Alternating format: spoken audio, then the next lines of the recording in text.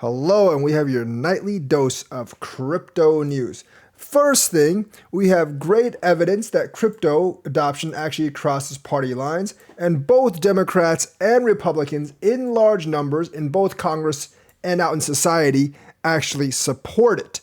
So, the base is cracking for Elizabeth Warren's anti-crypto army and Gary Gensler's anti-crypto shenanigans because Washington does actually listen to what the general public is wavering towards. And of course, politicians themselves obviously have a vote, and they're going to be swayed by either donations or whether they're invested or not. And of course, right now, support for crypto among US politicians and voters appears to be crossing party lines. Now, it's very important that it's both politicians and voters because you need the actual politicians to cast the votes, but the voters vote in the politicians. So we have a win-win there. Obviously, crypto's legitimacy and adoption has increased in the years leading up to today. Of course, there is in Congress, on both sides of the political aisle, people are voicing support for crypto. Basically in the House, you have 26 Republicans and 22 Democrats in the House voicing support. Now, most people in the House are neutral. So even though like 26 and 22, that only makes 48, that's like, less than a tenth of Congress, that's significant because most people don't really say anything about crypto. In the Senate, it's more skewed towards the Republicans, probably because of people like Elizabeth Warren, with 24 Republicans and only 11 Democrats making positive statements about crypto. Obviously, that's a significant percentage because that makes 35. The Senate's only 100 people, and because it's only 100 people, 35% of them supporting crypto is a big deal. There may not even be 35 against because, like I said, most people are going to be neutral. And really, the only people that I see that are super against crypto are going to be Elizabeth Warren and Brad Sherman. Richie Torres and many other Democrats are actually for crypto, and most Republicans are for crypto. And the thing is, Democrats actually are more likely to invest in crypto than Republicans are just as voters. According to a February 27th national survey conducted by business intelligence company Morning Consult, 22% of Democrats, 18% of Republicans, and 22% of independents say they own crypto. So of those that actually answered, and I think they probably did a group that was more heavy in crypto users. About 20% of people they actually surveyed said they actually invested in crypto. I think the overall U.S. population is probably only 8 or 9%, but generally 18% of Republicans, 22% of Democrats, and 22% of independents. So even if the Democratic politicians don't like crypto, their voters are going to vote them out eventually. And they're going to replace them with Democrats that actually like crypto. And there's plenty of Democrats that like crypto, as shown in the House of Representatives and in Senate. So crypto as a issue overall bridges this divide better than most other issues. It's not like the abortion or gay marriage issue where it's like one side always votes one way, the other side always votes other way. It's a bipartisan effort and support is growing. That means the bottom is falling out for the anti-crypto army, and eventually the bottom is going to be falling out for Gary Gensler because right now it might be the Dems throwing Gary Gensler easy questions and the Republicans throwing them hard questions. But after a while, it's going to be both parties attacking Gary Gensler, and you're going to have very few allies like Elizabeth Warren and Brad Sherman that are really anti-crypto. And this is why crypto is bound to succeed, albeit it may be several years in the future. This is why, regardless of the political consensus of their populace, many developed economies are advancing bespoke regulatory regimes for crypto assets, adding, for example, at the state level within the United States, both red and blue states have made meaningful progress towards workable frameworks for crypto.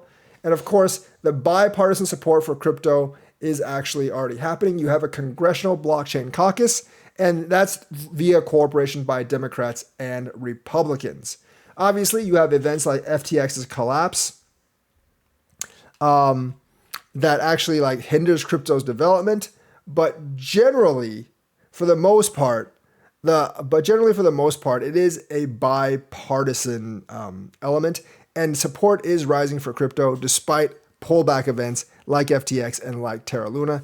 So, you might be worried about regulations right now, but sooner or later, this anti-crypto army is going to completely fall apart as they realize voters are not voting for people in the anti-crypto army. And that's where it really matters. Binance is seeking a protective order against the SEC because they say the SEC is just really messing around. And it's true. The SEC is just messing around. And their discovery requests are way outside their scope. Binance says the SEC is requesting they turn over every document, not just the ones related to the case, but every single document for them to look at. And Binance argued that it's worked in good faith with a June court order, and the SEC has served overly broad and unreasonable discovery requests. Now, you might not think Binance has a chance to win this, but judges are actually pretty good at pulling back agencies when they overreach their boundaries, and I think the SEC is definitely overreaching its boundaries. Binance said BAM has worked in good faith, but the SEC has been steadfast in its belief that the consent order gives it carte blanche to investigate every aspect of BAM's asset custody practices without any discernible limitation whatsoever, which is probably not the case. We will see how this actually works out if the judge rules in favor of Binance or rules in favor of the SEC. How much can the SEC actually demand? So Binance is fighting back against the SEC, and we should all cheer Binance on because otherwise the SEC will have unlimited power in requesting documents from crypto exchanges. And of course, you're seeing both politicians and academics turning against what the SEC is doing, as Senator Loomis and 6 crypto professors have actually filed amicus briefs against the SEC in the Coinbase versus SEC lawsuit. So the SEC's logic is really falling apart there. So, they're basically embattled on every front, both in voters, in Congress, and in their judicial exploits against crypto. And eventually, this is all doomed to fail. They are just dragging this out and buying some time for themselves. However, crypto does actually have, problems like big exploits. You have the TXBit rug pull and the base swap exploit.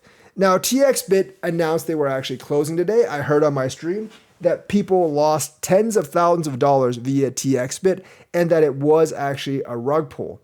I'm going to believe them because a lot of these things that are actually falling apart, their founders or their major CEOs are actually rug pulling to get themselves some money, and crypto is full of this. Obviously, TXBit is a centralized exchange, so they can just take your money, shut it down, and go home. The other thing is the Base project, Base is Coinbase's L2, has had a serious exploit in Rocket Swap. And of course, it was a $865,000 exploit. Of course, $865,000 isn't very much, but for a protocol that just kind of starting out, it could actually be a lot of money. So Base Project Rocket Swap has outlined its emergency plan to bounce back from a brute force attack that swiped $865,000 or 471 Ether from protocol on August 14th.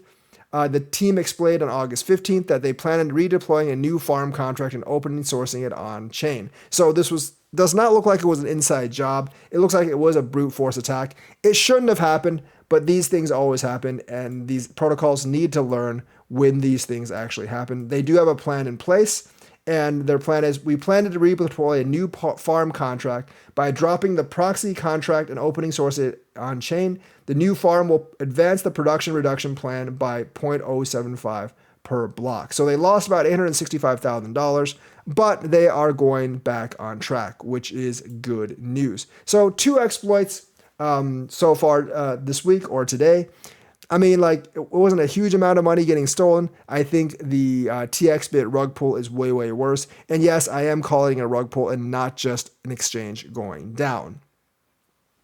XRP is actually attracting more institutional investment as its assets under management has actually swelled 127% this year, mostly after the SEC lost the lawsuit against Ripple. And of course, there were a bunch of inflows in terms of institutional investment in XRP.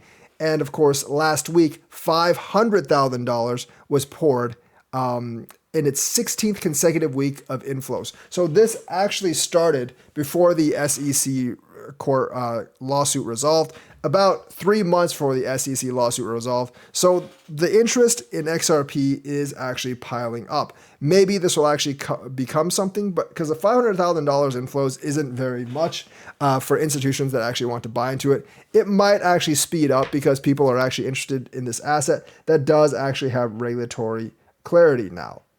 So obviously the ruling has had a very big positive impact on institutional investment in Ripple and XRP. Not enough to actually affect price, but it might actually be picking up.